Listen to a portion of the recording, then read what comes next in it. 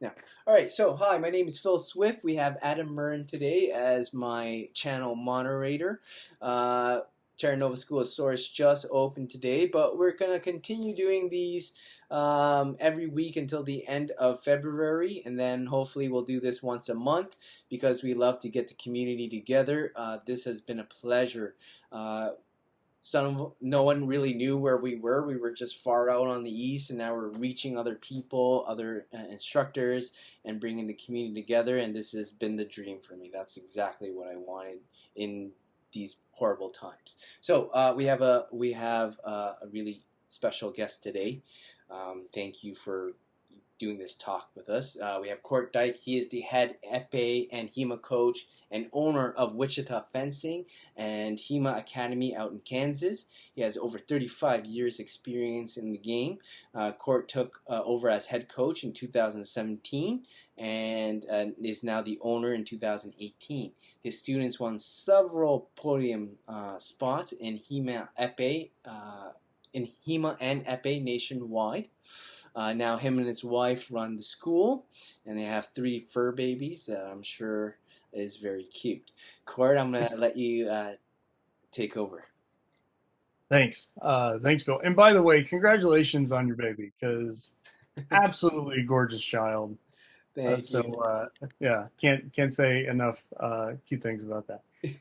So thanks everyone for being here. Get your drinks ready because we're about to jump in the mix here. Um, One of the things that I pride myself on is not my fighting prowess, so to speak, even though I think I'm decent, right? I still have a lot to learn.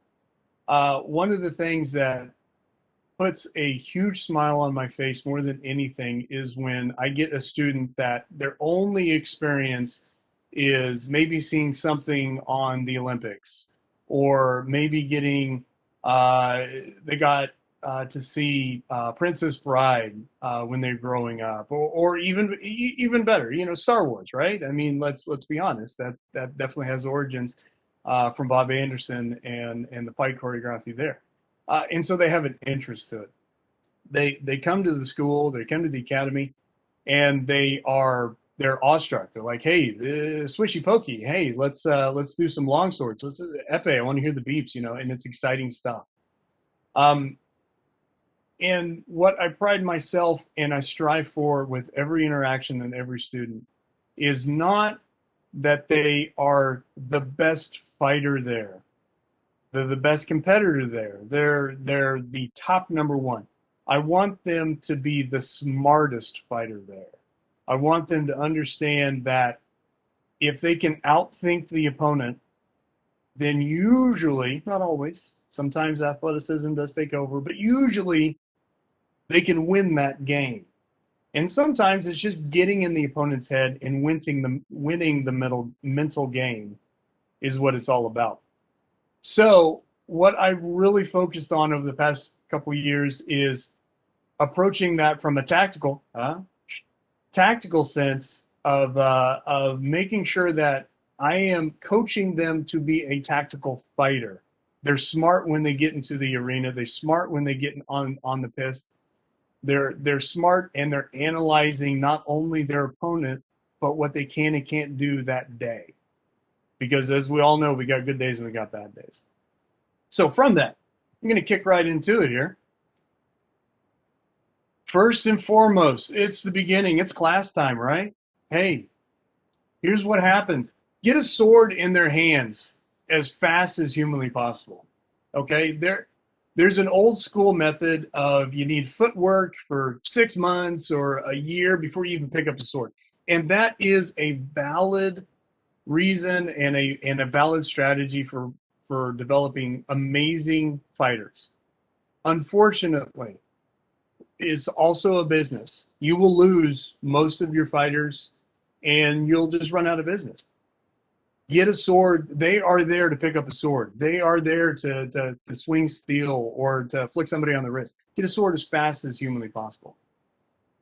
You also need to be smart and know that there are 3 types of fencers, and all of them drive your business, and all of them need to be treated separately and coached a little bit different. The first one is your fair weather fencer. These guys, it's sunny out. Okay, I don't have anything else to do. You know, they're not playing Dying Light 2 right now because it just came out this week. Because let me tell you, I got teenagers, and that's all they talk about is Dying Light 2. But they're not doing anything. They'll come when it's nice out. And guess what? That's almost the bulk of your students. Cater to them. You also have your students that are there for the social interaction. They're there because their friends are there. They're there because they want to sweat. They're there because they want to engage. And that's a smaller group, but it's still a big group. Your third type of fencer, these are the competitive fencers. You'll know these guys when you see them. You'll know them when they're 10 years old. They've got about 3 months under the belt, and they're out for blood. Understand your type of fencer because that is how you will tactically address them either in the ring or on the strip. The next part to that is build on what they commonly know, right? So prime example, I'll give you a good one, is if I tell a student, an Epee student, that they need to block in a 6. For people who don't know, if you have an Epee, a block in a 6 is you're blocking and covering the outside high line. Great, you've done your job. But now not everybody's going to attack this high line, right? They're going to attack the inside, okay? Well, hey, just turn the doorknob and throw out your arm. You've now blocked them in a 5. Turn the doorknob. Everyone can turn the doorknob. Turn the doorknob, right? You need to block them in a 7. That's okay. You're in a 6. Instead of turning a doorknob, go ahead and have one of those lever doorknobs. Go down, and now you have them in a 7. I mean, think of the things that they already do today and apply that in your coaching, and you will have a smarter fighter because they're like, look, I know how to turn the doorknob. I can do this. And if they think they can do this, they will do this. When they start asking questions, they're looking for specific answers, but they're not just asking questions of why. They're asking questions of understanding. They really want to know why, but they also want to know why they should be doing that in that particular situation. Answer that to the best of your ability and let them explore. The next part to this is overview a move, break down the move, and fine-tune the details when you're replicating. This kind of goes with the previous thing I was saying with getting a sword in their hands. They will have an aha moment if you break it down. If you show them at a 10,000 foot, you break it down step by step, and then you go piece by piece. They will have an aha moment from their 10,000 foot to down into the weeds. I guarantee it. Something will make sense. Now, will that mean that they will always do it? No, but at least they understand how it happens, so it's no longer a mental deficit in how they address a problem. It is now at least par for the course, or it's something that they apply in every engagement. And that's incredibly important that they understand why they do it. The other thing is let them know it's okay to hit you. So when you get a new student in, they know they're going to be hit with a sword. They're going to be flicked on the shoulder, or they're going to be stabbed in the chest, or they're going to be hit in the head. We have safety equipment, technology, and textiles are becoming more protective. But when I get students, some of the biggest mental mountains that they have to climb is they need to know that it's okay to hit coach. It's okay with these basic drills and understanding that it's okay to hit coach. Because if you don't understand your power, your students' power when they give it back to you, you won't be able to address them, say, you know what, you could actually do this a little bit lighter and then fluidly go over to this move. But if they don't know that it's okay to hit or poke or stab or address you as a target, they're not going to learn. They need to know that. And so it's okay to hit coach. And then the last thing that I'm going to say is, and pardon my French, never shit on another system. Don't do it. You know, when I first started picking up HEMA, There was one system, and like that's what I was gonna do, and nothing else, right? And that's fantastic. I didn't see the value of another system until I started exploring it. And I'm just gonna break down. I'm a Myerist, right? I will tournament fight Meyer style all day long because for me, Fiore, and everyone's all Myers versus Fiore. Fiore was written for a specific reason. Meyer was written for tournament. All of that stuff. There are moves you can use in both. Yes, you do need one system, but they all have their strengths and weaknesses, and you should learn them. You should learn them because I guarantee you, as a fighter, or your students as fighters, will have to face against somebody that is very proficient in a system that you haven't taught. And if you can at least brush on it and understand it, then you've got a tactical fighter. And I'll take another shot on that one. Um, and then just to close out that part of it, steal what works, man. Like read and understand the systems. Steal them. There is no one true system. If there is one true system, there would only be one true system. There's not. Uh, there's systems that are better than others. There are systems that are completely oddball in certain situations, but work really well. There's systems I'll never do, but I see the value of it. And you should make sure that your teachings to your students express that everything can be explored and nothing should be held back. Never limit your student. So my next slide is, I'm going to pause for a second. This is a reference. So if anybody wants to take a screenshot of everything I just said, there you go. Moving on. Power drill.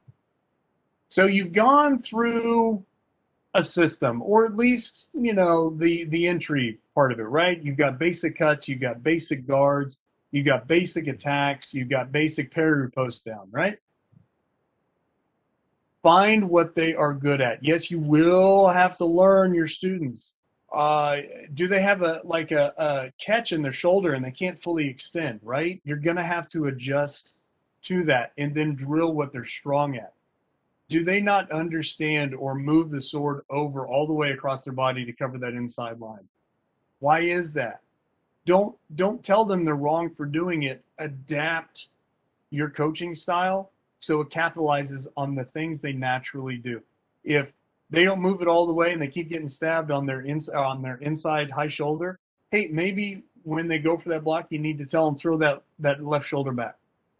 When they're going for a Zerchow and they're going in for that particular attack and they're not contacting, right? Maybe you need to tell them to adjust their feet so they step a little bit more so the foot and the actual contact of the blade makes contact at the same time. Learn your student what their abilities are, what they're strong at, and then into the next section, find out what they're not good at. Don't go crazy on it and drill it so it becomes a strength. Touch on it so they don't suck as much. Oh man, don't try to push something that they don't naturally do. In almost all systems, everything talks or is circular and will come back to that other thing that they're not good at later. But for now, just make it so it's not a glaring weakness. Because if you capitalize on the stuff that they are really good at, they will have this sense of pride of like, look, this is my move. This is what I do. This is my bread and butter. You get me in this one situation, I am a beast. Story, I have a student that he has this one move, and it's a Scheitelhau. And we call it the Scheitelhau because that's just funny. But it's the Scheitelhau, and whenever he gets in this one particular position, boom, Scheitelhau happens. I mean, it is the most beautiful thing ever, and it hits the same spot every single time. And he's a tall student, and I mean, he just wrecks house. That's his thing, right? Well, understanding that, you can get around it. And he was getting hit in tournaments. He was like, look, I can't move on. I can Scheitelhau the best of them, but I can't cover this inside line on this right side flank. And so we found out, hey, when you're doing the Scheitel, push your arms out so they can't come in. It's a simple thing. but it made all the difference in the world and really excelled him at what he was moving toward naturally anyways. And that kind of goes into the next thing is when you're talking to your students about being smart, about being tactical, about being fluid, think of some examples. And I highlight this in yellow because this, yeah, there you go. Thank you. This is a good time to think about how you're addressing your students. Are you doing drills that are very sortie related? Are you incorporating the footy stuff of that, right? You know, like, are you just doing blade work? Are you think of natural angles when you step? When you incorporate those two things, you have systems that you're now incorporating, right? There's systems like there's a reason why they step out at a 45 as compared to a 90 in some systems. There's a reason why they power through. In Meyer, they do run throughs, which you're not actually running through a person, but you're actually running hip to hip so you can do a throw or something like that, right? But that system is in place as long as the sword and the foot are in sync and in concert. And then that naturally goes to mindset. Because if they don't have the mindset of why something should be done, they won't start exploring their own stuff. And when they don't start thinking outside the box and exploring their own stuff, you start hitting a wall. And when you hit a wall, it goes right back to when the student that you didn't put that sword in their hand for the first time and that excitement railed, you start losing students. If they are not excited to learn the sortie stuff and how it translates to the footy stuff and then how it collaborates together to make the systemy stuff, the mindset-y stuff is not there. You hit a wall and it's just wash, rinse, repeat, which becomes boring and they lose interest. All right, kids, drive it like you stole it. All right, think about your main system. Again, mine is Meyer. All right, I no bones about it. Love it. It makes sense to me. It's what I was originally trained in from one of Dustin Reagan down in Oklahoma. Huge props to him. If you know him, great. If you don't, he's an amazing individual. We were like, look, I want to learn Meyer, and he goes, great. I want to teach you Meyer. And for 2 years, he thought I was left-handed. I'm not left-handed, so it was a weird conversation that first time when I said I'm right-handed. But what was great about that is I understood the system enough that when I switched hands back to my dominant, I knew how the system worked. And then from that, because I saw it on all angles, not only did I know how it worked, but I could learn it and I could teach it from right and left-handed. If anybody's fought me before, I'll be a jerk and I'll switch from right to left-handed. I'll do southpaw to dominant hand in a heartbeat just to mess with people because it's hilarious. And if you can get them on their back pedal, it's an amazing thing. Learn the system. Why does the system work? And explore the system. You know, if you can learn it, then you have potential to teach it. If you can teach it, guess what? You're going to learn it that much faster. Rock, paper, scissors. So there are some systems or some treatises within systems or some devices within treatises that can be defeated by other devices and other systems and other treatises. And that's why you should learn them. There are some Fiore moves that absolutely destroy a Meyer system. There are some silver moves that absolutely destroy Meyer. There's some hit with hammer. There are some Olympic epee French style that will destroy anyone that has a longsword in their hands. Learn as much as you can. Oh my God, I look at books all the time. I try to recreate. Why did they write this down? But there are things that will defeat other things. So learn them, because if you can figure it out in basic understanding, everyone listening to this call or in this recording can figure it out too.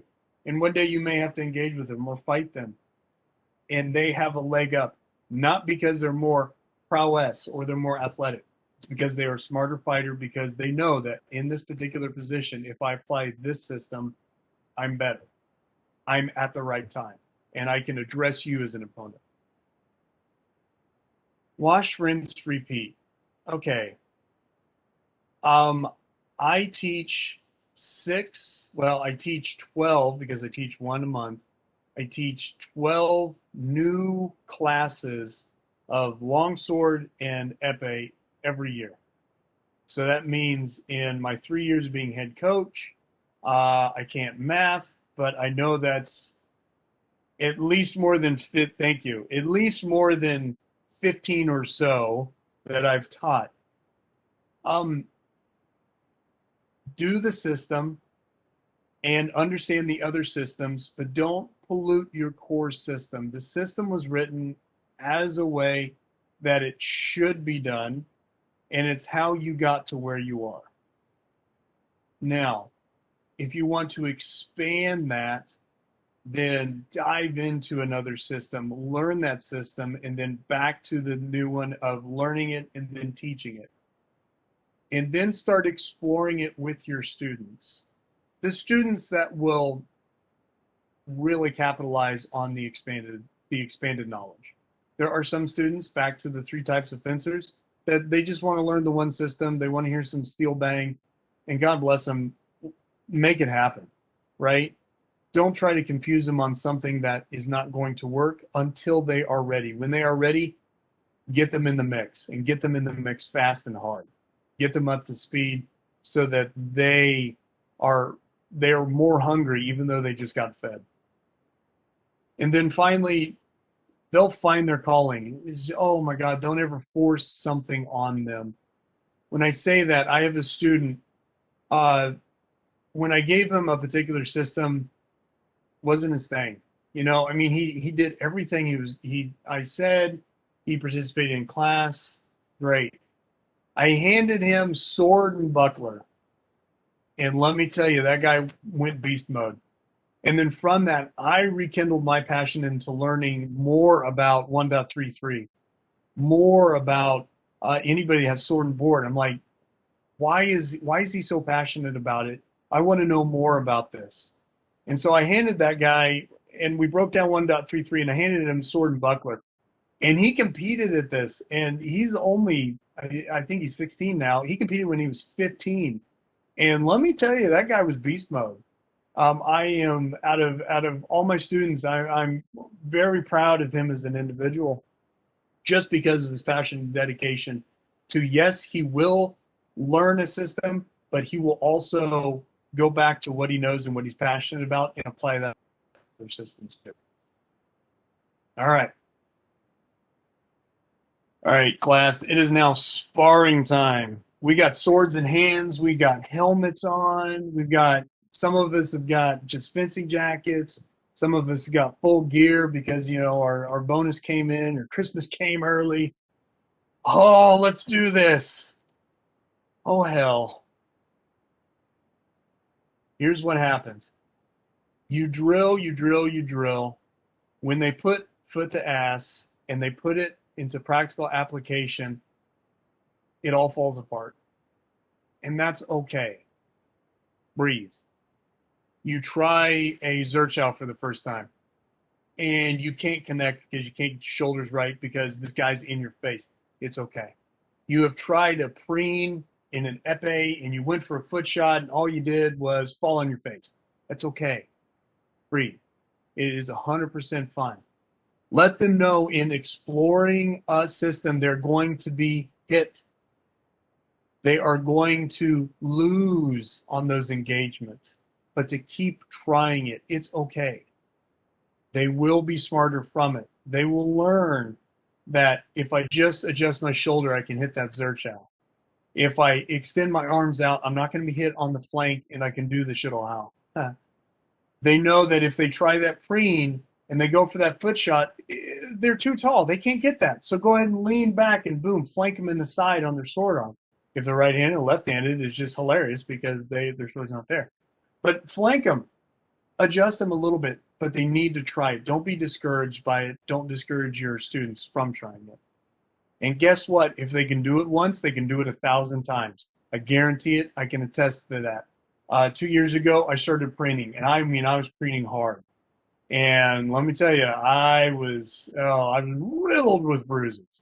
And now you get me in a preen, and a preen is just cross your body, and like I'm looking at my watch, I'm just looking, and then boom, poking. You get me in a situation where their blade is over mine, and I can take it from there, and boom, I'll preen you.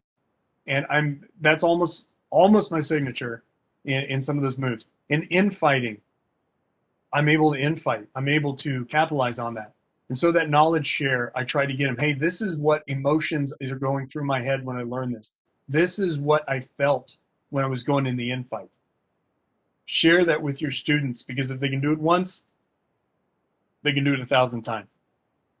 Cognitive mind versus the subconscious. Again, breathe, guys. Breathe. Breathe. It's okay. Breathe. Breathe. Cognitive mind is the thinking mind. Cognitive mind is the learning mind. Cognitive mind also is slow as hell. Subconscious. I know it. I'll do it. I don't think about it. Drill it until it becomes subconscious. Practice it and think about it until the application becomes natural. Tell them that. Have them try that.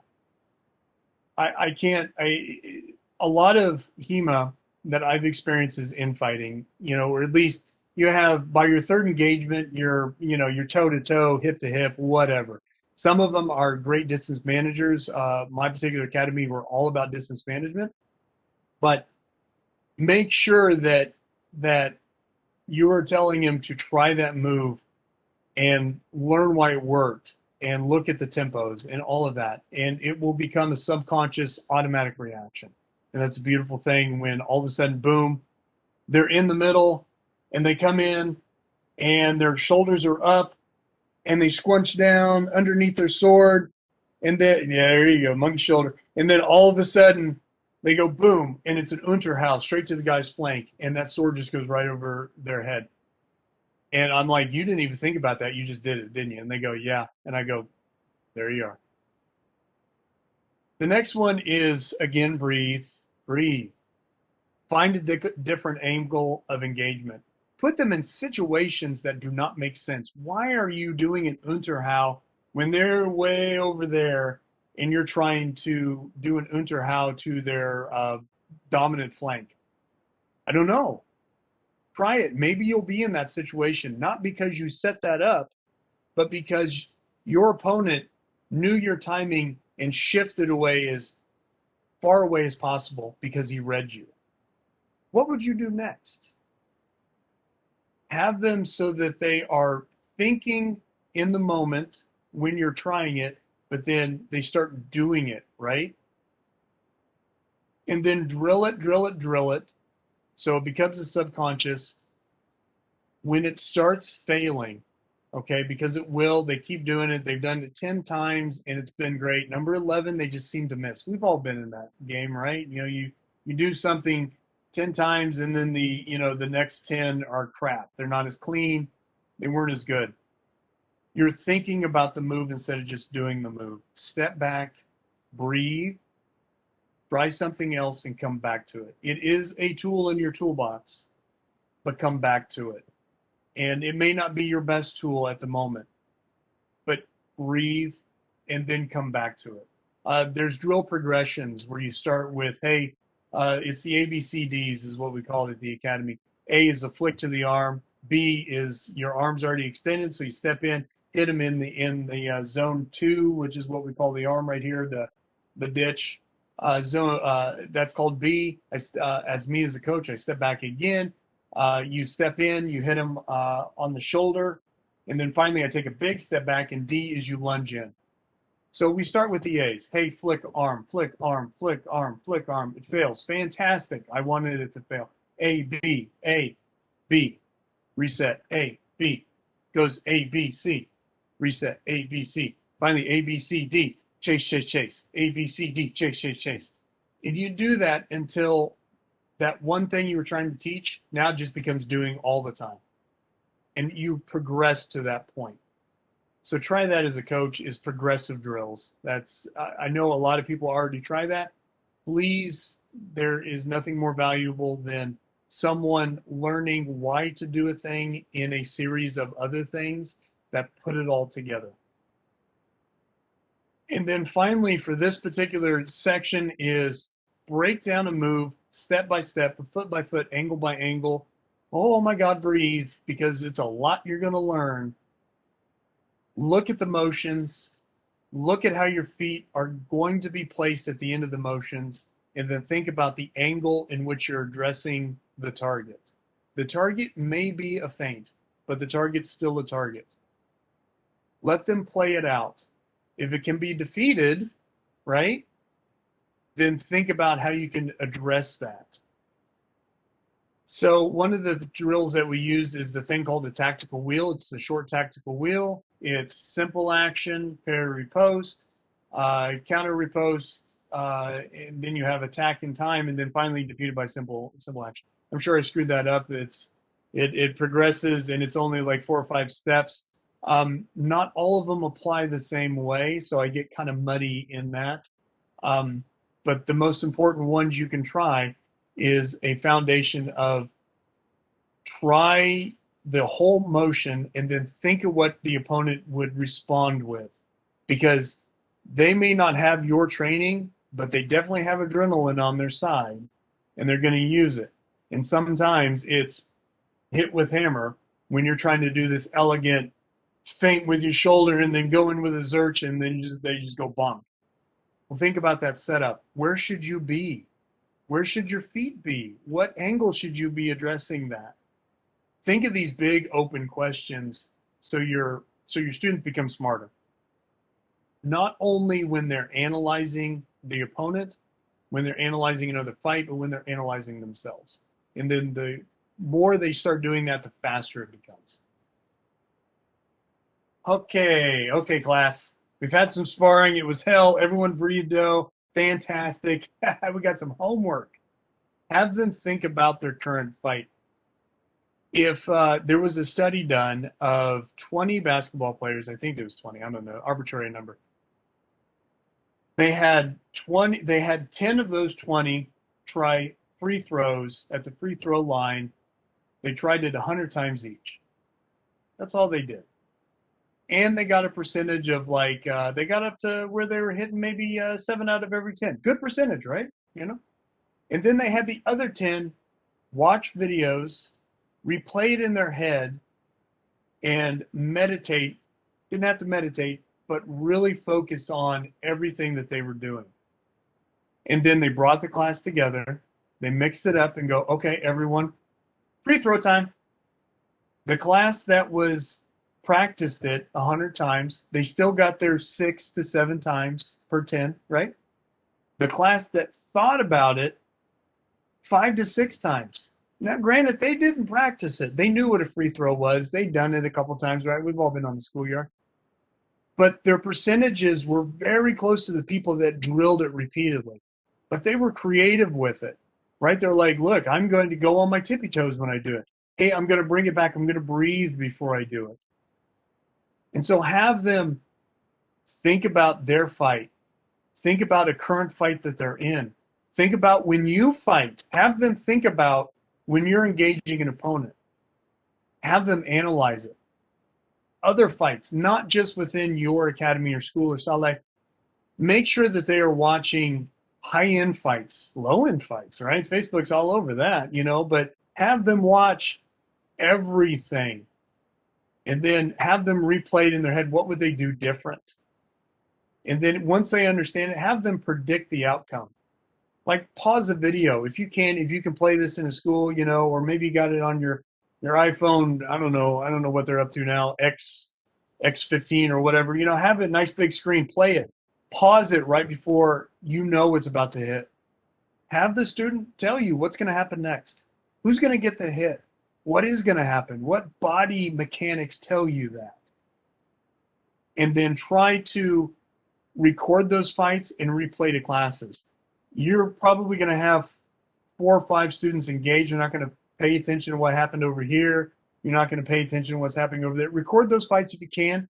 and have that other group swap and say, hey, this one student did the shuttle how and he did it really well. Why was that successful? And replay it in your head. Okay, now I got another video for you. Same situation applied. What happened? And try to get one that didn't work. Why was that Shido How defeated? And how do you tactically set yourself up as a student and as a coach to address those students to make sure that they are smart about those fights so that they become mind readers and telepathic?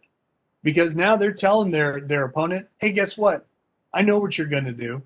And guess what? I'm going to set you up. So now I'm going to tell you what you're going to do. I'm going to give you an opening. Look at that. Ooh, look at that shoulder. You want that shoulder right there. Go ahead and take it. And that's the trap. But if they don't know and analyze their student within the first 5-10 second engagements, right? 5-10 seconds, second engagement, they're not going to know to go ahead and lean that shoulder just a little bit forward so they take that bait. If they don't know that, you're defeating yourself, because once they start learning that, they just start learning on themselves, and that's a beautiful time. Okay, so now you got a student that's doing okay, and they're doing all right, and they're starting to ask you for feedback. Okay, guess what? If they're asking you for how they could do something better, they've already punched themselves in the gut 10 times. They've already looked at themselves in the mirror like poor Fry here and are absolutely freaking out why that's not working. When that happens, publicly, and I know this may seem like old hat, right? But it's a great reminder. Given the opportunity, at every opportunity, publicly praise the technique, publicly praise the effort, the hustle, publicly praise the dedication that they are coming to you and they're wanting to know more, or they do things really well. Publicly praise that. Because let me tell you, I've been under some coaches that they don't give two shits on how well you do, just you need to get better. No matter how well you perform, you're never perfect. Well, guess what? You're never going to be perfect. And that's okay too. And tell your students that. It's okay to not be perfect. 100% okay. When they want to know what they could be doing better and they want specifics, privately tell them what they need to work on. That private conversation between you and a student may be something that no one else needs to know about. It may be, in order for you to get better at that technique, you need to show up a bit more. It may be that you need to go to a tournament that you said you were never going to go to, even though all you fight are tournament fighters and they kick your ass. Maybe you need to work on cardio. That may be the conversation. That's not something that needs to be expressed in a public setting. That is for you and the student to determine what needs to be worked on as an individual. The next thing, and I posted on Facebook, it's you as a coach or as a teacher, you need to get in the mix, guys. I can't stress that enough. You need to fight them. If you're fighting high caliber tournament fighters, guess what? You're going to lose.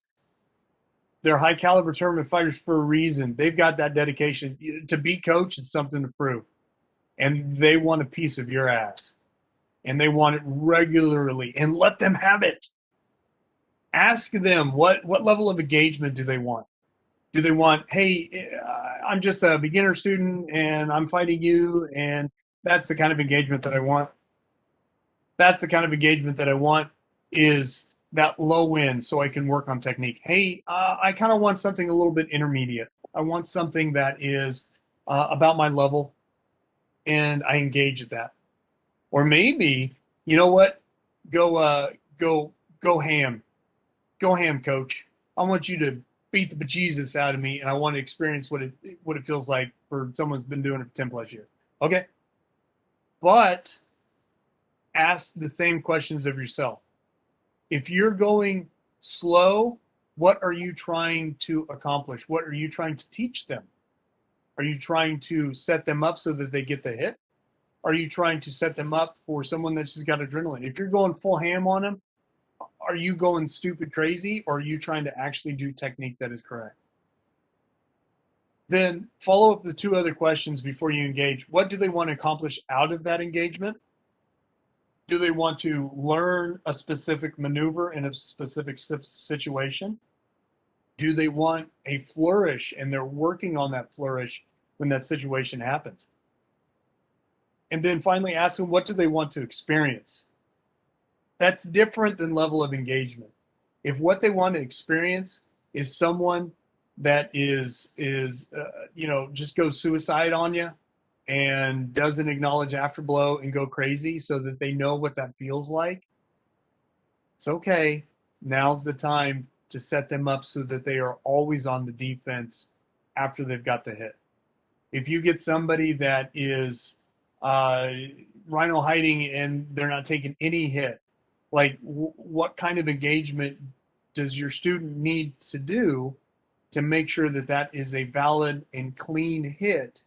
So, the rhino acknowledges that. And then again, ask those same questions to yourself. What are you trying to accomplish when you're teaching that student, and what are you trying to experience as a coach? Ask them after the fact, what happened? What went through their head? Where did it go right? Where did the shit show happen? And what emotions that they felt when they went through it?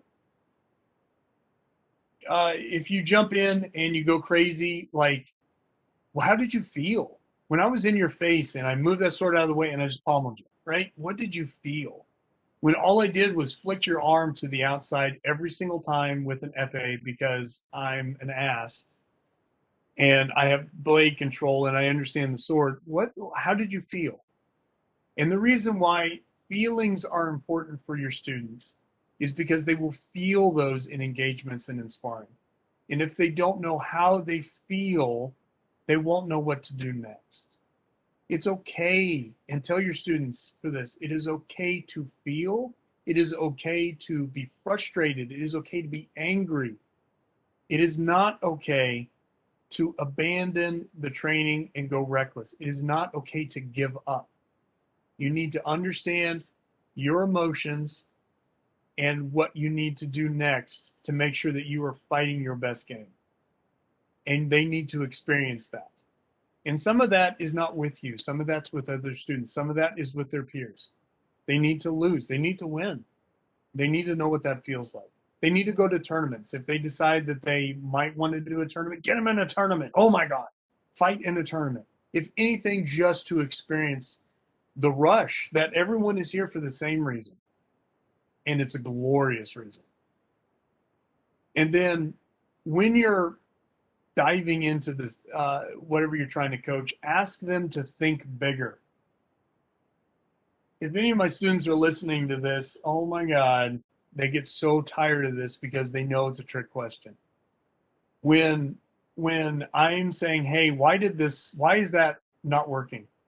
They go, well, I'm not doing a crump out when I should be doing a crump out. I'm not doing a 4 when I should be doing a 5. No, think bigger. And then they go, oh my God, what do you need?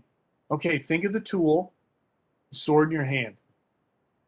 Think of yourself, where you are in this moment. Should you be at this different angle? Should you be closer? Should you be farther away? You need to ask them to think bigger. Think of the moment. Did you set them up or were you setting yourself up? Think of the moments that led up to why this is not working. Think of your opponent. Is your opponent setting you up? Are you taking the bait? Are you going for something that was never there initially? Think about that. And then finally, think of the battlefield. And when I say that, it's not a series of devices, and it's not a series of treatises, and it's not a series of manuscripts put together. It's a series of moments strung together with a tool in their hand, and they need to think of not what they're doing now, but where they're going to be in the future. Prime example, you're leading with your leading foot, like you guys can do that. When you're leading with your leading foot at a 45, you're going to follow your leading foot, guys. So if your foot's cattywonker in and you try to step that way, guess what? You're not going to get your full extension where you want to be. You need to think of not only where you are, but where you're going to be and how that tool in your hand is going to get you there to get that scoring point, and your opponent has no response for it. So in the next slide, I'm going to pause for a second, take a small sip of a non-alcoholic beverage, let you guys screenshot that's pretty much everything I talked about.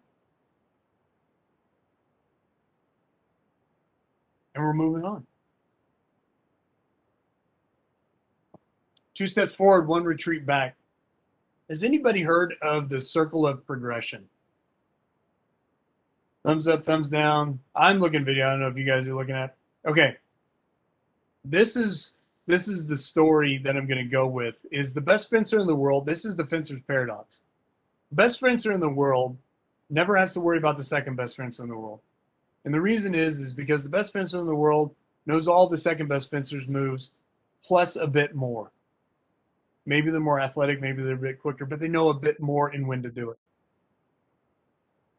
The best fencer in the world needs to worry about someone who's never held a sword before because it's unorthodox, it's uncontrolled, it's primal.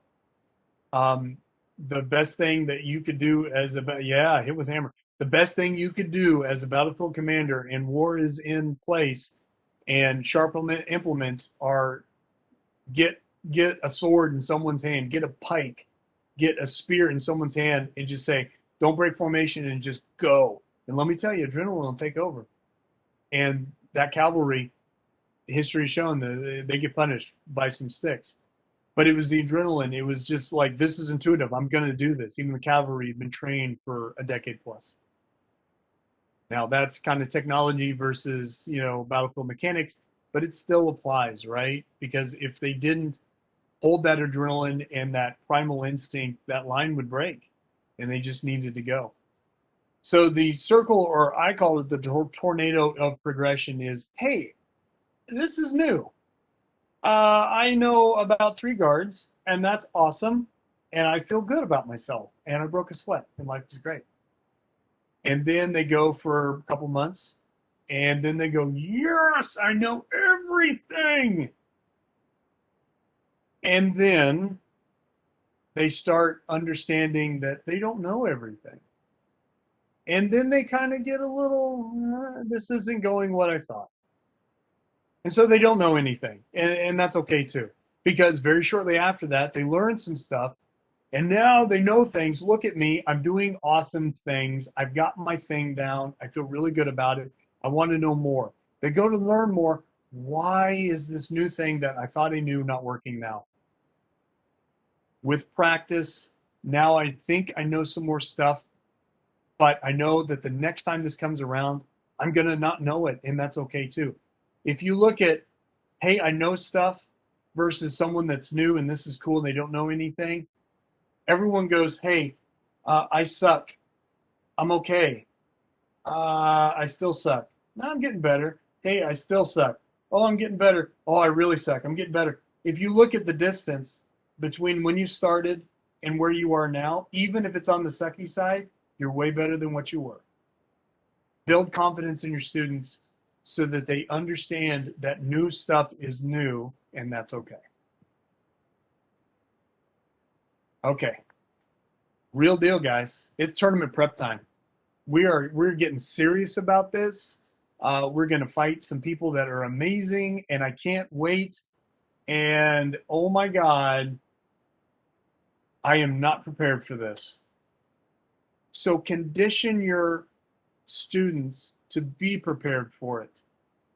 Now, if you look right there, it's Thunderdome, sparring versus bouting mindset. There is sparring with their peers that they are comfortable with, and they've learned their moves.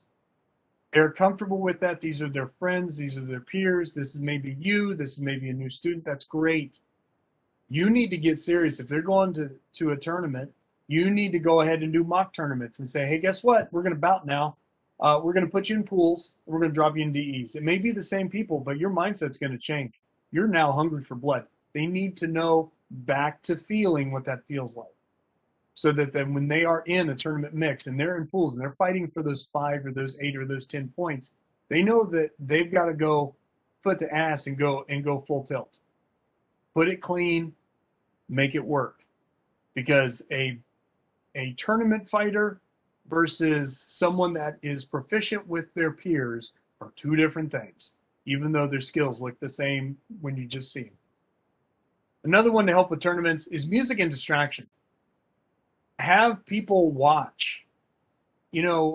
Just have one ring in the middle of your salle or your gym, or you're out in the middle of the field, whatever, you're in the park, whatever. Have 4 or 5 people watch, even if it's just people that don't know anything about what you're doing. Hey, would you come over and watch them swing swords and hit each other? It would be really great. Because you are not used to strangers watching you fight. You're not used to it. You never will be. The population that watches a live fight changes from time to time. Expose them to that. Expose them to people talking. One of the things that I do is I have 2 strips going, and I have some students, some kids, my 12-year-old kids, yell out commands, but the fencers never listen to them. Don't listen to what they say. You fence, do not listen to what they say, because one of those people yelling out a command may be a strip coach for somebody else. But if you're listening to that, it throws you off, right? Or maybe that person yelling that's next to you is actually telling the other person what to do. Don't listen to them. Fence your game.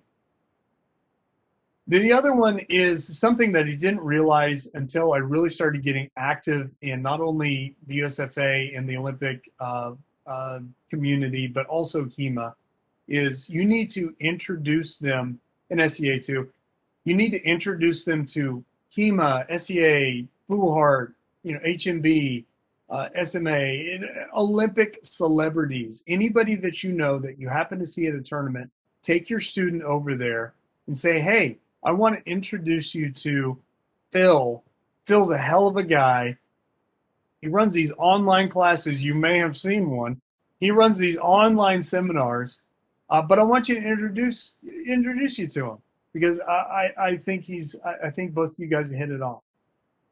What happens with that is, number one, it makes your student feel that they have value when you're doing those simple gestures. The other thing that it does, and this is subconscious, guys, is it is not you, it's not your student versus another student. They are thinking, what class or what school or what academy is that other person I'm fighting? Who are they involved with? Am I walking into somebody that's been doing this for 20 years? Am I going to get my ass handed to me? Maybe. But you need to drop that fighter fear out of school versus school, or school versus academy, or whatever. It is you and the other person that are engaging. That's the mindset that they need to walk into. And it's your responsibility as a coach to set them up for that level of success. I can't stress that enough. Use your contacts to get that fighter fear out of their head. All right, guys. Strip coaching. You are now on their sidelines. It is tournament time. You are there for them. Guess what? Fighting 60-40. It is 60% physical, 40% mental. And that mental is confidence. Because they know we've drilled it, we've sparred it, we did practice bouts. You do this, every Monday, Tuesday, and Saturday mornings, what's going on? And it's the mental deficit that they're experiencing in that tournament. That's why they're not pulling it off. Because they should know to just do it. They shouldn't know. They should just know when it feels right and just pull it off. 60% physical, 40% mental. Another one is, when you're strip coaching, let your student know that it is a fight for each point that you are currently in. If you have lost your last point, who cares? Nothing you can do about it. Hey, your next one, There's nothing you do about that now either. You need to fight for the point that you're in. No ifs, ands, or buts. You engage them in the moment. One word coaching. Okay, guys. So I have had coaches or strip coaches that I have fought with, and they give me this huge novel on what I need to improve in 30 seconds, and now go. I don't pay attention to that. Like, dudes, I'm thinking of tacos, man. Like, I want this done. I heard there's a Gatorade, potentially a non-alcoholic beverage waiting for me. That's all I know. When you are engaging in strip coaching, to be an effective tactical coach, you need to say one word. You've got 10 seconds. You've got less seconds. You just need to say, hey, distance. Manage your distance. That's it. Hey, make sure you're controlling their tip, their sword, their movements. Control. Control yourself. Make sure you're balanced. Don't lean forward. Balance. A really good friend of mine, hopefully he listens to this recording, but when I was strip coaching him in a tournament that we had last year, all I would say is buckle her up, because he kept dropping his guard. And every time he dropped his guard, guys would go in. And I said, buckle her up. And as soon as I did that, buckler went up. And that's what did it. And they don't know it in the moment, but it's very simple. It's one word. Think of what it is. Tell them that. And when you're back in the salle or your gym or whatever, right? And you are breaking down strip coaching in a practice session, make sure that you are coaching not only the student that wants to know, but coach the other student too. Because if your primary student that you're trying to coach learns, then they get better. But guess what? That other student learns too. And now that first student is going to have to step up their game on that one thing that other student knows is coming. And so now you've coached both of them. And it's an amazing revelation when it starts pulling off on both sides and you have some amazing fights if you coach them both at the same time and put both tools in their toolbox. Because just because it was a problem for one student doesn't mean it wasn't a problem for the other student. They just weren't in that same situation with the one student that didn't work. Coach them both. And then try to bring in the whole class if they're comfortable with it. Try to bring in the whole class and say, hey, this was the situation. This is what we said. This is what we explored. We did this minor change and it worked. Has anybody tried this? Try it. Try it in a class setting. It's an amazing thing when you create this safe space of honest feedback and honest critique and non-critical and non-damaging comments that they just start hemorrhaging information and it's beautiful. And there's nothing more glorious than I got a class of 15 and every one of them have a different answer. And guess what? Every one of them is right.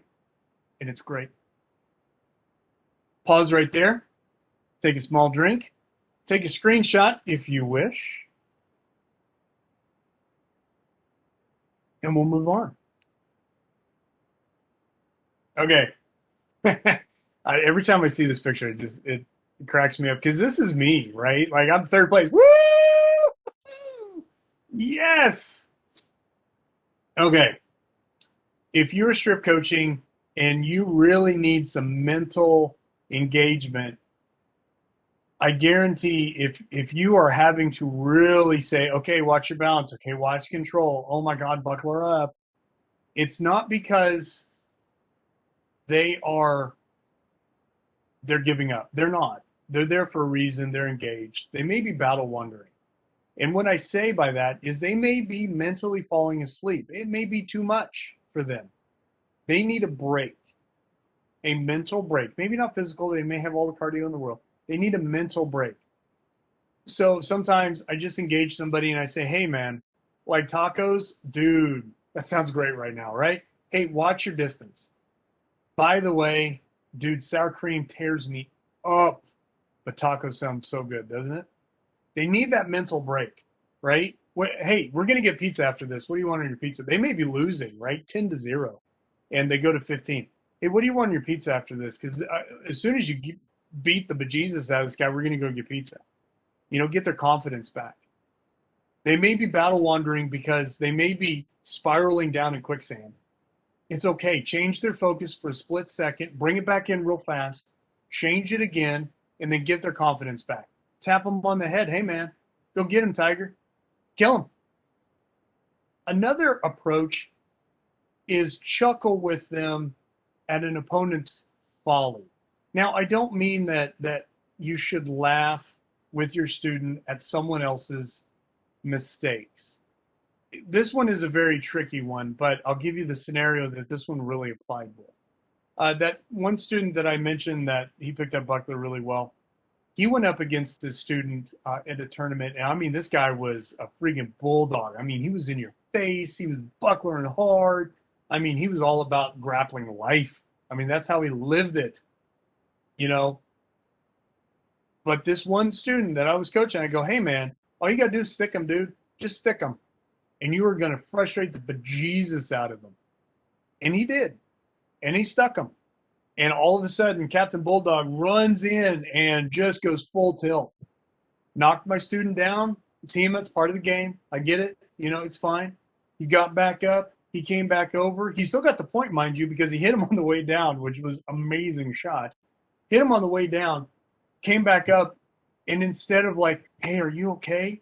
Dude, I started laughing. I go, dude, boy, you scared the crap out of him, man. Did you see when he panicked and rushed you? Oh my God, that was awesome. And it's kind of like when kids, when they bump their head and they start crying, like if you just kind of say, oh, that sucked, didn't it? And you don't put so much emphasis on it. We're primal when we're fighting, guys. Kids are primal. They don't know any better. They don't have logic to it. Treat them as such and joke along with them and go, oh my God, look what amazing thing you just accomplished. Another thing is attitude. You need to express your energy to your students. If you're strip coaching, they will follow your attitude. If you looked panic, they will panic. If you look calm and you're like, you got this, I don't even need to talk to you, man. Just go do you. And I've said that before. Just have fun, man. Who cares if you win? They will follow that calm. And that level of engagement, because they're hungry right now. They're hungry for what they can do better. And if they see you panicking, then nothing is right. And they're like, I'm going to lose. But if they see you calm or like, you're a badass, they'll follow that. And you need to make sure that you are calm, even if you're not. You need to have the best poker face you possibly can. And then if they lose, celebrate the struggle they did to get there. If this is their first tournament and they get their ass handed to them, you need to tell them, guess what? You did an amazing job to get to where you are. You panicked that guy. He was freaking out. Oh my God, you moved like I've never seen you move before. The work and the effort you've put in has paid off. Yeah, you didn't win. It's okay. There's always a next time. It's all right. If they win, celebrate their struggle. You have really put in a lot of work at the academy. And let me tell you, it paid off. Look at what you did. Look at what you did. I didn't do that. Your effort, your listening skills, your dedication to it, you did that. I just got you on the right path. And you need to celebrate their struggle if they're doing bad or if they're doing good. Celebrate it. It's a glorious thing when you are building people as coaches. You are building people that will remember these engagements for life. Don't ever lose that and celebrate it. The history and what their future could be. Another pause section. Another after a little high emotion talk there. Another little sip of a non-alcoholic beverage. Strip coaching? That's a different show, isn't it? Listen, there's no polls involved. It's fine. It's fine. It's fine. But here's a reference. Some of the best coaches that I ever had did the one phrase, like, just give me thumbs up, even if I sucked. Just give me thumbs up. And let me tell you, it got me hungry. I didn't win. but it got me hungry. And I'm like, you know what? I'm excited about this. I got a thumbs up from coach, man. Let's do this. I'm ready to put in another year of hard effort. And it was those engagements that did it. So I tried to do that with my students. Okay, guys. So believe it or not, we're approaching the end here. So I have tips, tricks, and generalized hattery. This is some of the stuff that, again, if you're my students, I like say them. Oh my God, I say them all the time, especially when I'll say here in a second. Fencing is a game of liars and assholes. You need to lie, and you need to be an asshole. I'm sorry. You need to lie and say, oh, yeah, go for that shoulder. I'm so weak. Oh, go ahead, hit me. And then be an asshole and hit them back before they do that because you've set them up. You lied to them. Punish them for believing that lie. You silly, silly opponent. Why would you do that? 2 steps. So this one I take very serious. If you have a student that are, and it goes back to think of the battlefield. I ask them, where did they get hit? They instantly say, well, I got hit in the head. I got hit in the arm. I got flicked on the wrist. I got flicked in the shoulder. No. Where did you get hit? The body. No. Think bigger. Where did you get hit? On my side? Yes, you did. So that means your opponent is not only controlling the tempo, they're controlling the distance, they're fighting their game, and you're having to adapt to them. And that's bullshit. So the best thing that you can do is 2 steps.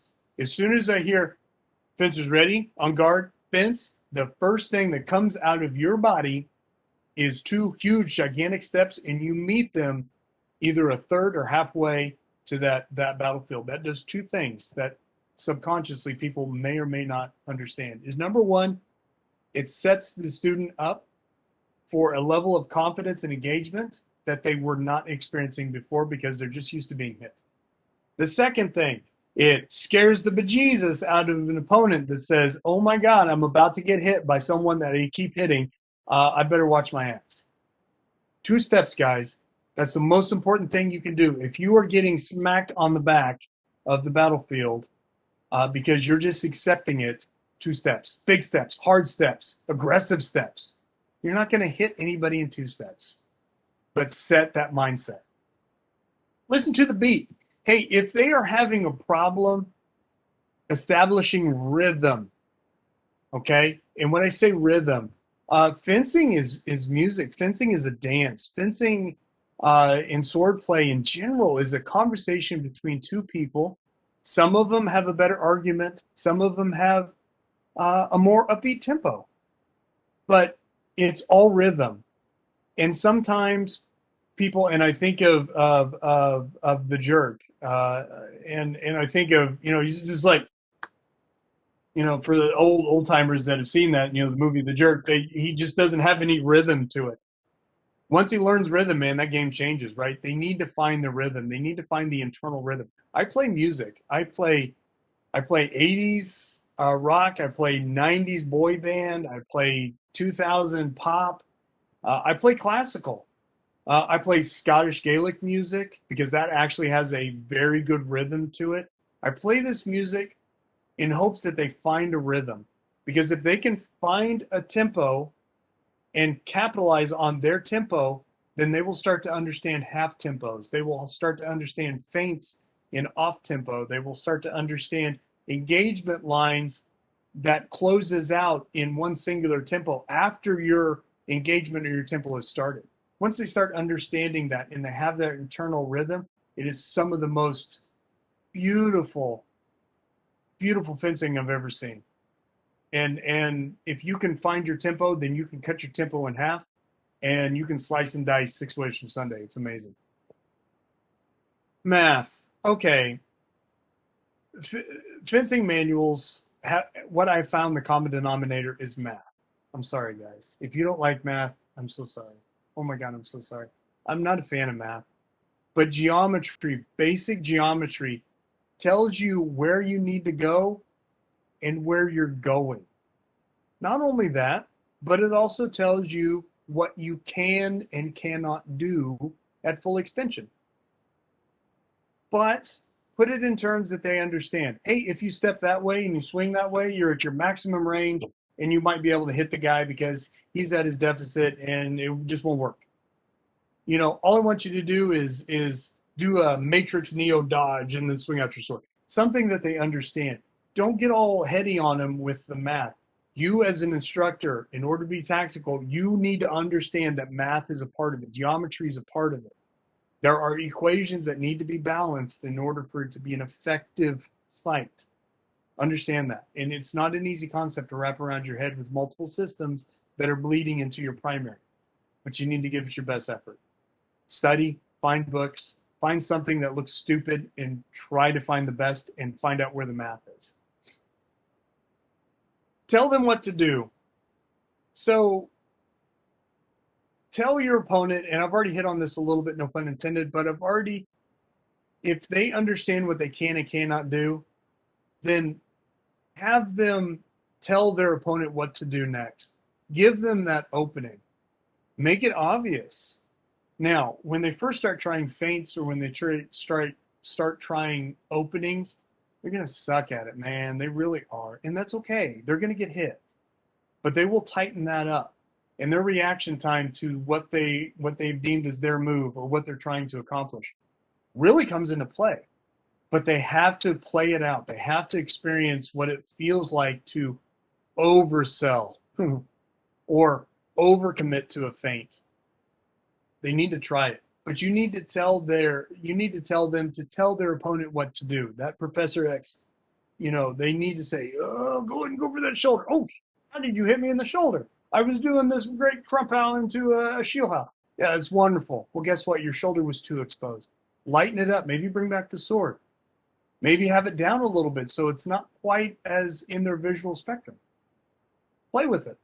But you, as a competitor, need to tell your opponent what to do next. Because if you can tell them what to do next, then guess what? All you're doing is sticking your sword out and they just run into it. And that's hilarious. I think it's fun. Smoothies. Blend systems, guys.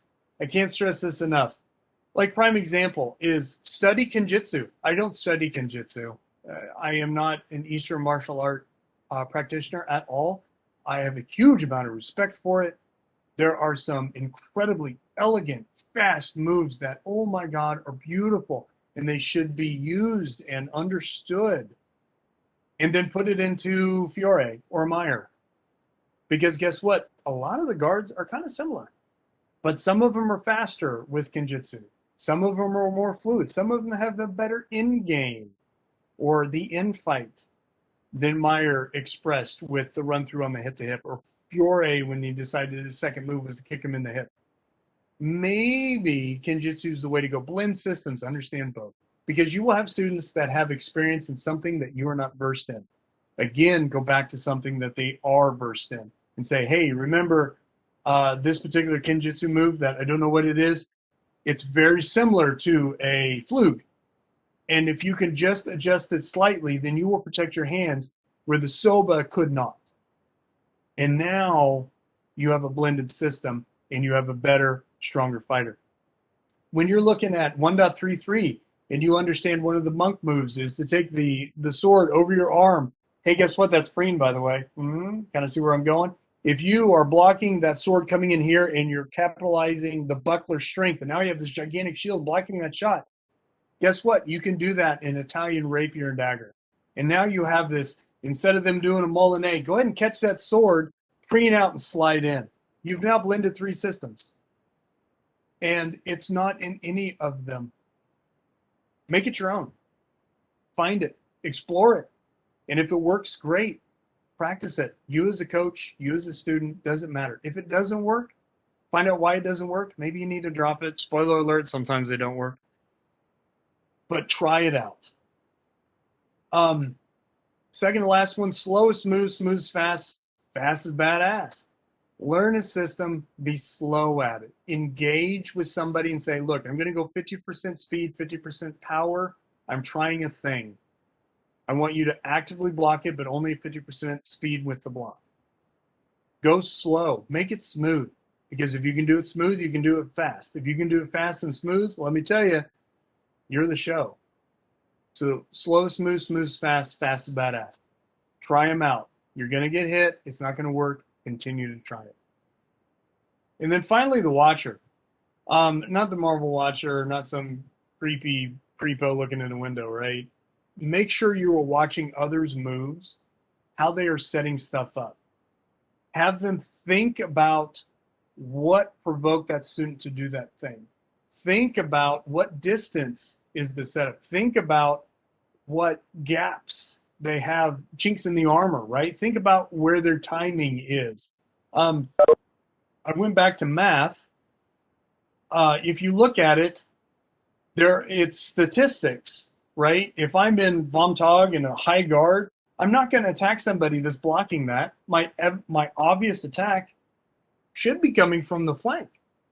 So you got 0% here, you've got maybe 10% here, you've got, I don't know, maybe 30% right here, and then you've got the remainder right here. So attack that, but understand that your opponent may understand that too, and now you've set them up for a follow-up. So that attack of that obvious gap is now their biggest weakness.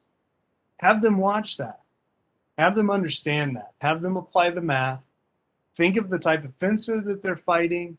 Find their rhythm and let them know that it is okay to fail.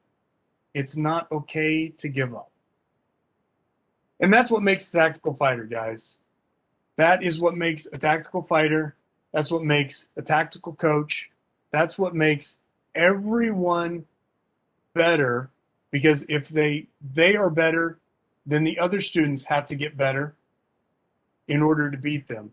If that student becomes better and you need to coach them, guess what? You have to be a better coach in order so their mindset and their knowledge base and their skill sets expand. So even though you're coaching them, honestly, they're going to educate you along the way. So that is what I have, Phil. I got a screenshot right here of anybody that wants anything. Take a screenshot as needed. It's everything I pretty much talked about. Does anybody have any questions, comments? I'm open to anything. It's something I'm very passionate about. So I have a few from my side. Okay. But if anyone wants to throw in a question in the chat, I will also bring it up. So now is your chance. All right. So question from me. So do you separate students who are highly competitive with the ones that are do you separate the students that are highly competitive into one group and then put everybody who is sort of like doing it for fun or self-improvement in another group? Or do you like kind of mix them in so that the competitive people kind of teach the other people, and like almost assistant coach? Or yeah, the old adage is you learn it when you teach it. So when I start teaching something new, it's evident who are the people that are getting it. And when we're doing a line drill, right, and we're doing a cut across, or we're doing a flick, or we're preening out a particular move, it's evident who picks it up and who's not. Okay? This is what I do. This is my method. And as a disclaimer, this is stuff that I've experienced or read or just done over the years. This is my method. This may not be your method, and that's okay. If you have successful students, it's because you're doing something right. Okay? So don't think that nothing is perfect. This is just my take on it. When I have a line drill, you can kind of weed out who's gets it and who doesn't get it. I then separate the class and I say, okay, students that don't quite get it, I want you over there and just mess around, right? I want you to try it out. Students over here, I want you guys to explore it so it's perfect. Perfect air quotes, right?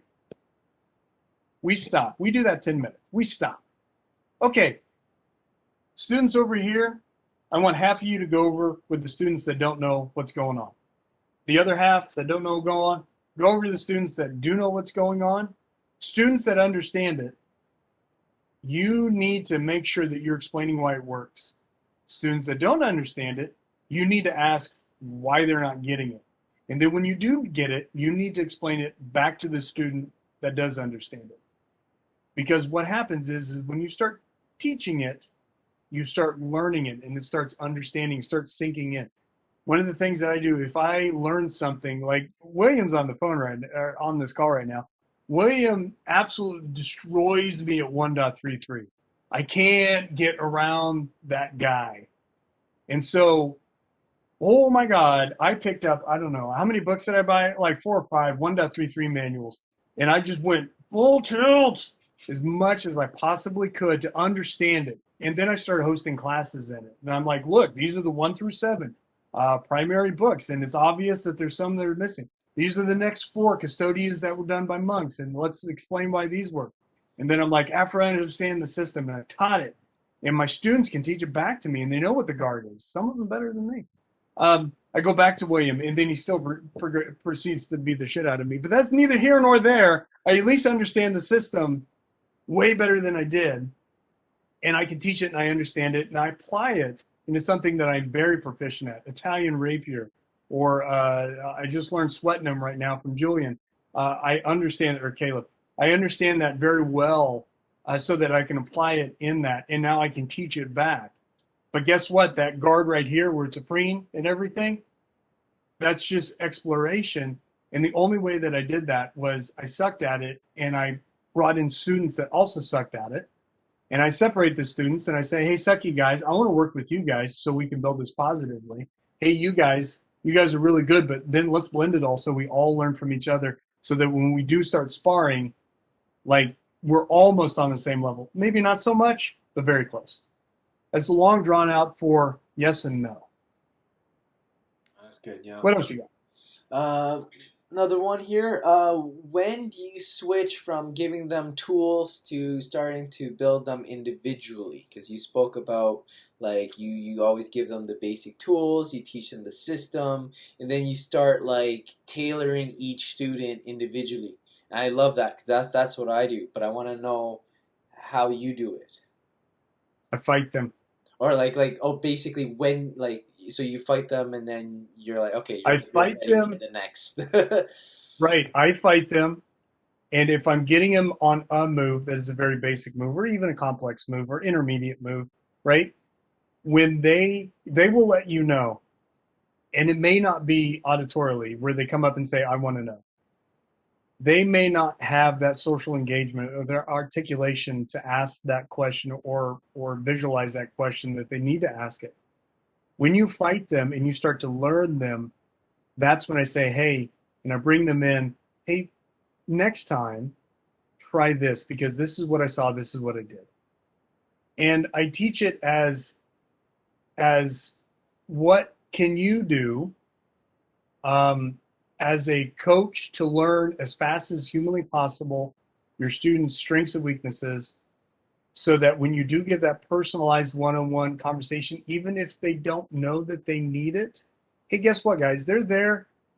And, sometimes it's free. A lot of times they pay to show up.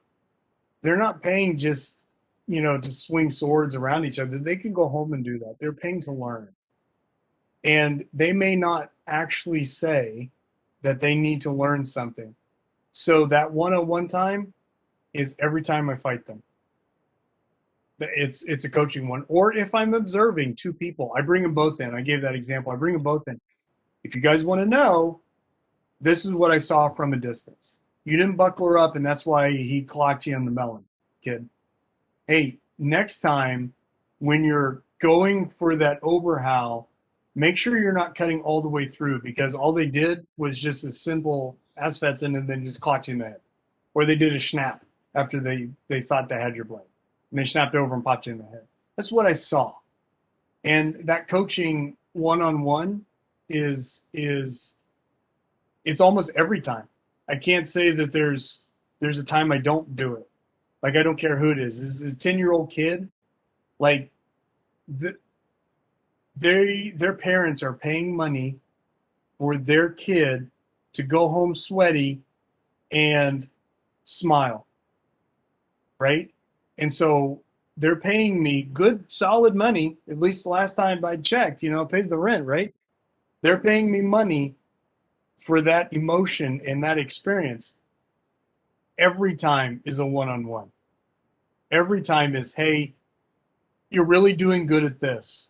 That may be the one-on-one, right? That may be where I'm actually giving them that private lesson. The other thing is, man, if you're talking about an actual private lesson, fight them for 4 or 5 engagements, fight them in a progressive drill, and then stop. Oh my God, stop. Do it for no more than 15 to 20 minutes. They're done for the day. 2 reasons. Number one, your time is valuable. Don't let anyone tell you that you can spend 100% or 90% or 80 or even 50% of your time on one student that is excelling really well, that wants to do well. Guess what? You've got another 20 that need your time too. Okay? You give them 15 minutes of your undivided attention. Set that expectation with your class. I'm working with this student. Do not touch me. Don't talk to me. Don't say, Coach, the sword broke. I don't care. I really don't care. In 15 minutes, we'll talk. The other thing is, after that 15 minutes, they've learned a progressive drill. They're toast, guys. They're toast. Don't go any farther than that. Just stop. Let them absorb. Kick it back in. So some people say 5 minutes. I'm a freaking slave driver, man. I will. Oh my God, we'll go for 15 minutes solid, and those poor guys just drip in sweat. I'm like, all I'm doing is just moving my arm, guys. What's your problem? But anyways, um, it's every time. Every engagement's a one-on-one. Don't let anyone tell you it's not. And my other question is the question of attrition. So like, I have 12 students, and I just adopted coach sparring last year.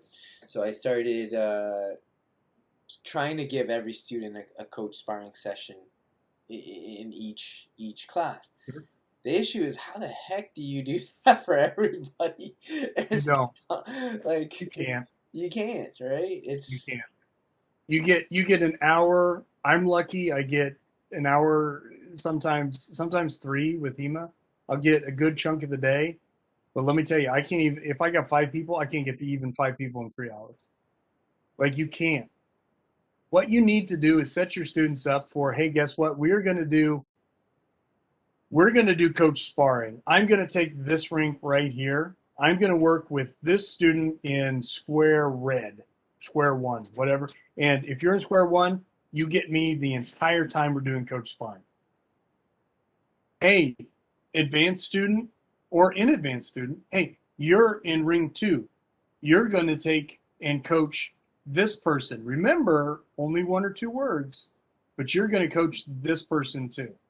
Okay? Hey, new student. I value new students because they see things that we don't.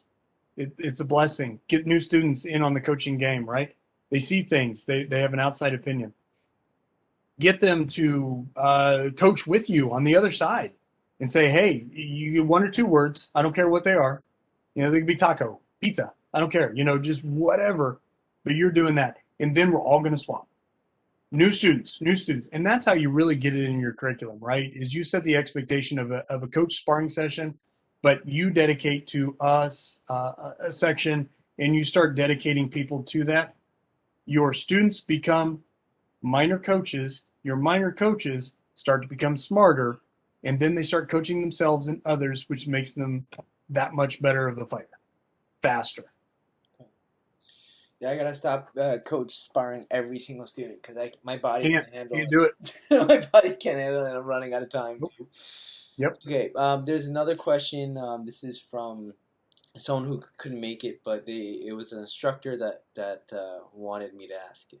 So essentially, they're from a school that is new.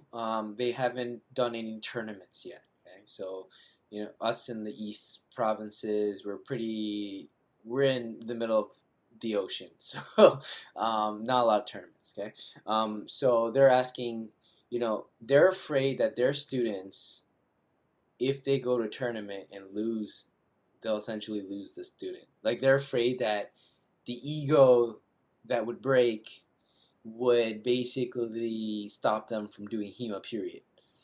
Now, Yeah. I told them, from my experience, I've never seen that. Like, people who go to tournaments, they go, they socialize, they make friends, they come back even more excited for HEMA, even if they lost, because it's the environment, it's the experience.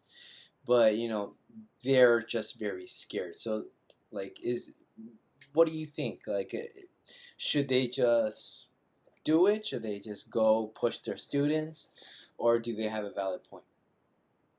I have two comments for that, and I'll try not to like line draw them out.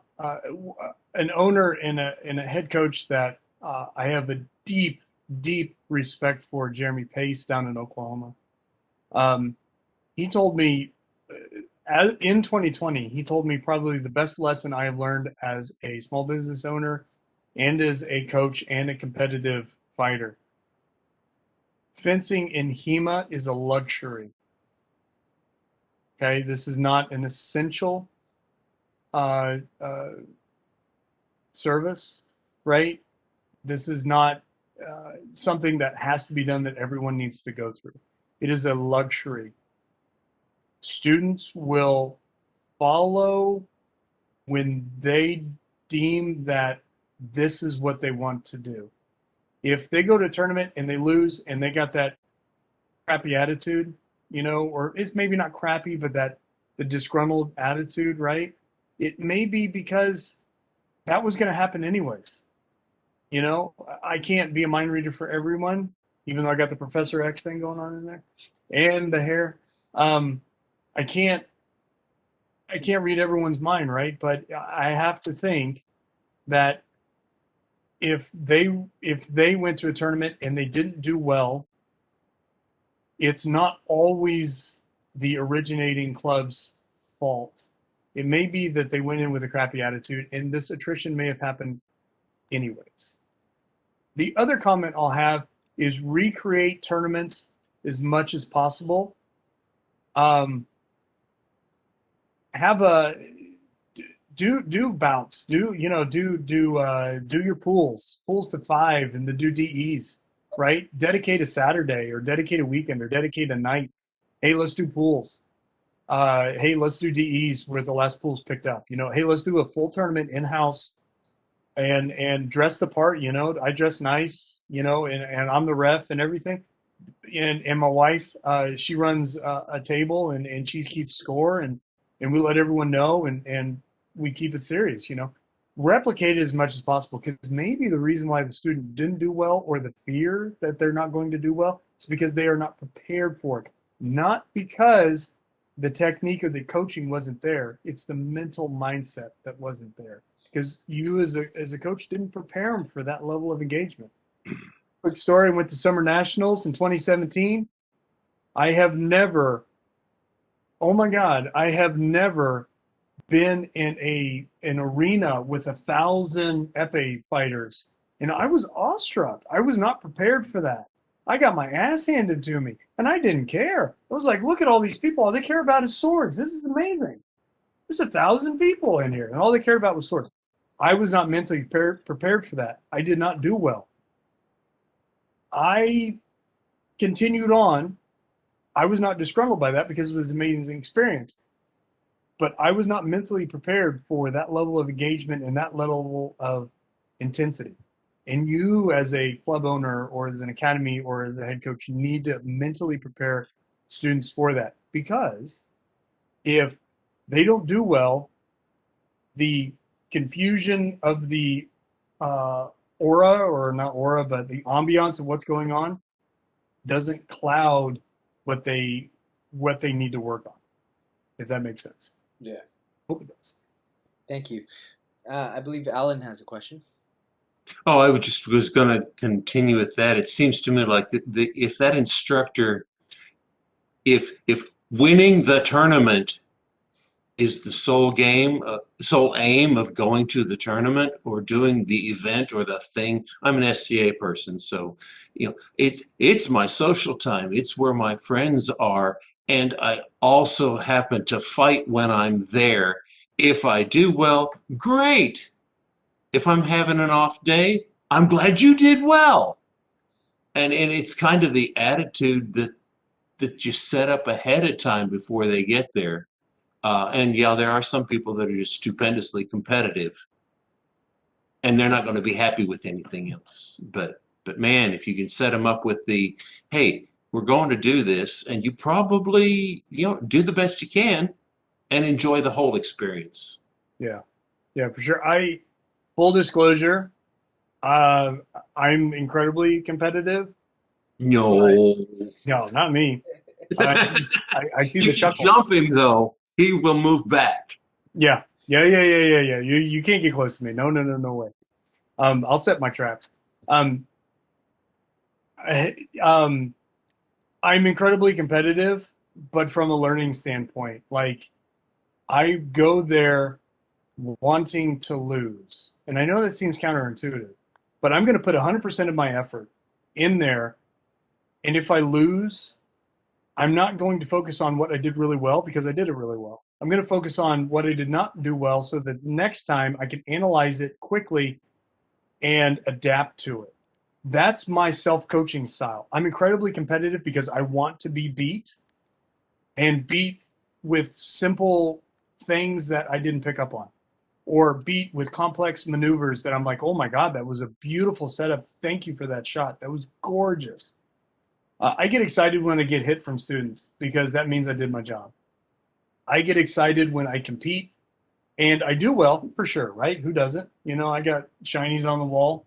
But when I go and I don't do well, and it's because of amazing engagement, I'll be like, I know where I need to step up my game. Let's do this. I'm excited. Let's go.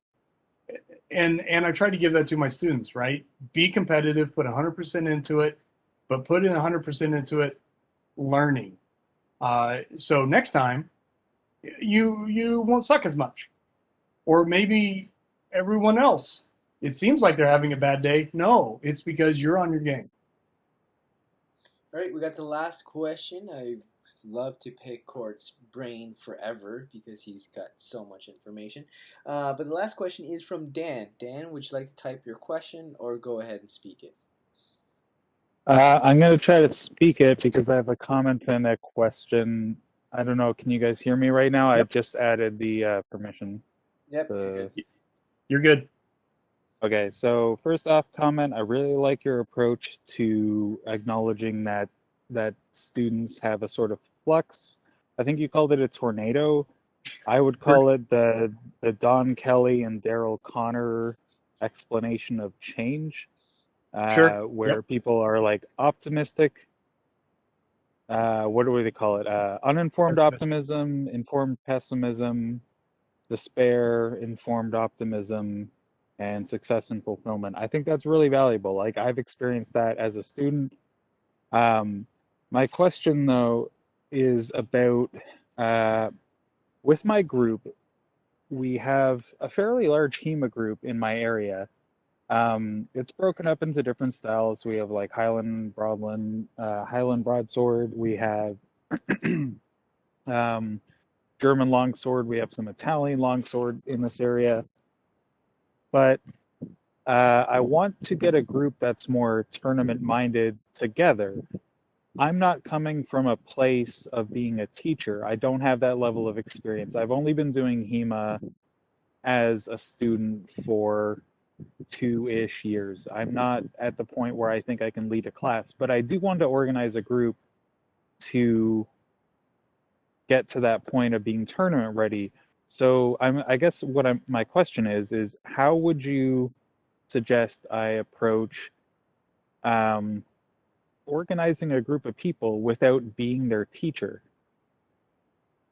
So, Because I do have a number of people who are interested in going to tournaments and getting a little bit further than what our historical focused study sessions are for, but I don't know where to go in terms of how do I make this like, it's not about me. I don't claim to be a great teacher, but how do I get us to have a group session maybe once a week that is going to focus us on improving our skills in a tournament mindset? so you're not going to like this answer. You, at 2 years, you need to go ahead and be the head coach. Okay, now let me preface it that I'm a project manager for a company, and this is all I do. I am traffic control, and I don't want to say babies because these guys are incredibly high functioning, and I love every one of them that I engage with. But I'm traffic control. I don't know all the ins and outs of what some of my team members do. I don't want to know. I don't care. You know, I know that I give them an assignment or I give them a timeline and they produce results, right? And that's what I do as a project manager, okay? As a head coach, I get a group of people together and we learn together. Now, that being said, you will have some students that will understand German longsword better than anybody else. Hey, guess what? They need to go ahead and teach that group of people that you have brought together their aspect. Hey, you have some Highland backsword, broadsword. Hey, get that person to go over some stuff. Be the guest coach for a month, for 2 months, and get them engaged. And then host a tournament. Say, hey, we are going to host a tournament. We're going to have 3 events. We are going to have longsword, general. We are going to have broadsword, or single stick, if you want single stick. And we are going to have, I don't know, spears. I don't know, whatever floats your boat on that particular engagement, right? And you need to go ahead and just organize it and just say, hey, once a quarter, we're just going to have a thing and build the community. And from that, people will follow and engage. And you will be the head coach. Now, do you specialize in everything? No. Do I specialize in everything? No. But I do what I can to learn everything that I can. And then I use students or I use guests or I use other people to support the learning and the further education. But I hate to say it, Dan, it's got to start with you. If that doesn't exist today, it does as of 9:22 p.m. Central Time. Guess what? You're the BMOC. You're the big man on campus. Just get them Well, together. I appreciate that, even though I'm in Eastern time. But Yes, I'll start an hour ago. I think that's really the metaphor you're pushing across, is yeah, start yesterday on this. that's And right. you're right. Okay, so we have a lot of people. We have a lot of teachers too, which is kind of what I guess what I was trying to navigate is I don't want to offend anyone who's got their own style, is trying to teach a certain thing, trying to be the established rhetoric, because we all know HEMA isn't fully established, so I don't want to detract from what people are offering. But I think you're right in what you're saying in that it's I need to focus on being the organizer. It doesn't have to be a teacher role. I don't have to be the educator. The Right. education will come from this interaction that the students have through sparring or through practicing or through, like you said, getting a guest speaker and sharing their experiences, almost like, what we're doing tonight. But Right. yeah, no, I appreciate that information. I think I'll take that to heart and meditate on that a bit. Yeah, it's you're absolutely right. It started yesterday, man. And I can't wait to see what happens 6 months, 365 days from now. And the group that you pulled together, I can't wait for my academy to fight yours. It's going to be glorious because there's going to be so many different styles that we have to compete with, and every one of my students and myself definitely will look forward to that, whatever iteration it may be. All right, that pretty much I, sums up the session. Or sorry, I interrupted you, Dan. no, I was literally just gonna say thank you. I think that nails the point home that having a more diverse set of fighters in the world in general, especially in your local environment, people who are adapting their own styles, not just ascribing to Meyer or Fiore or Lichtenhauer Sure. or whatever, is for our benefit. So I wholeheartedly agree. I think that's a great goal to aim for, is have more diverse fighters in the world in general, and yeah, hopefully bring that to your guys' school as soon as we can organize a local tournament. Fantastic, and good luck. Good luck. Let me know. Let me know if there's anything I can do to help, and let me know progress. Post it. Friend me on Facebook. I'm not that hard to find. All right. Thank you, Court, for everything. You've answered all the questions and helped. I'm sure all of the instructors here learned something from you today. So thank you so much for doing this. Thank you, everybody. For next week, we have a female speaker. Yes. Her name is, give me 1 second. Oh my gosh. Too many people I've been speaking to on Facebook to organize stuff. Okay, I'm going to post it up. It's Lauren Shaw, I believe. She's going to go into speaking about diversifying your club as well as starting a club. So you're going to get a little bit of information on how to kind of start one, diversify it, get people in, that kind of stuff. So that's going to be next week, Thursday. I'll post it on Facebook for everybody to know. Thank you again. Have a good night. Thanks.